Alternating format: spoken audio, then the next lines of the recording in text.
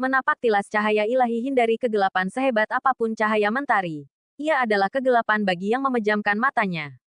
Saudaraku, seorang mukmin sudah sepatutnya terus meminta kehadirat Allah Azza wa Jalla, keistiqomahan. Itulah yang kita pinta dalam salat minimal 17 kali dalam sehari lewat doa. 6.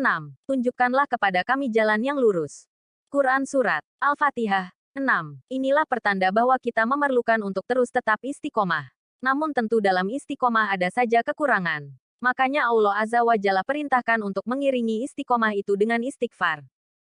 Maka tetaplah pada jalan yang lurus menuju kepadanya dan mohonlah ampun kepadanya. Quran Surat Fussilat 6.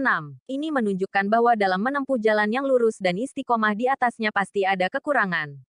Dari Abu Dzar dan Muaz bin Jabal radhiyallahu anhuma, Nabi Shallallahu alaihi wasallam bersabda, "Bertakwalah kepada Allah di mana saja engkau berada dan ikutilah setiap kejelekan dengan kebaikan. Niscaya kejelekan tersebut akan terhapus dengan kebaikan yang dilakukan. Lalu berakhlaklah pada manusia dengan akhlak yang mulia." Hadis riwayat Tirmidzi. No.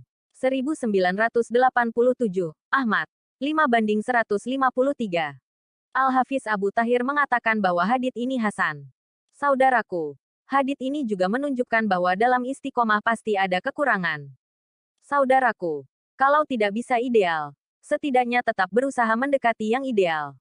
Dari Aisyah radhiyallahu anha, Nabi Shallallahu alaihi wasallam bersabda, "Istiqomahlah dalam perkataan, amalan dan niat. Kalau tidak mampu ideal, dekatilah yang ideal." Hadis riwayat Bukhari.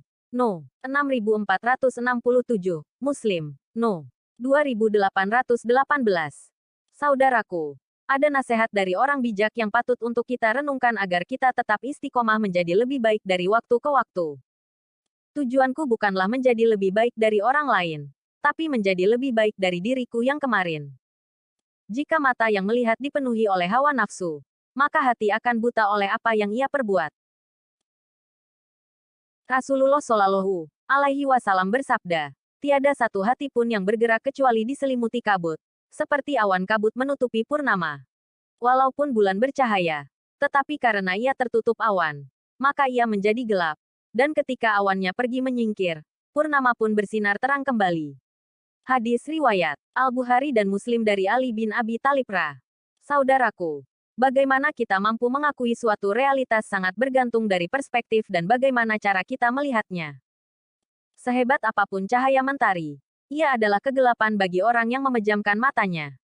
Cahaya merupakan simbol dari pencerahan spiritual. Ilmu adalah cahaya. Iman adalah cahaya. Bekas-bekas basuhan air wudhu di wajah adalah cahaya. Al-Quran adalah cahaya. Setiap amal soleh yang kita lakukan hakikat adalah cahaya. Sejatinya, cahaya spiritual akan membimbing serta menerangi kehidupan manusia.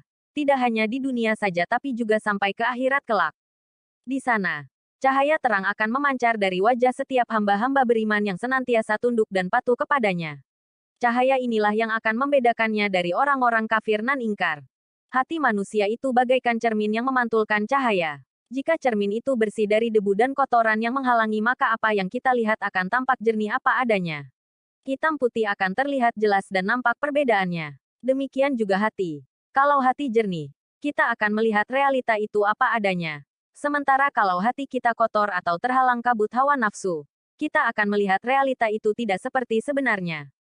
Oleh karena itu, mulia tidaknya seseorang tidak dilihat dari tampilan lahiriahnya tapi dari batiniah atau hatinya.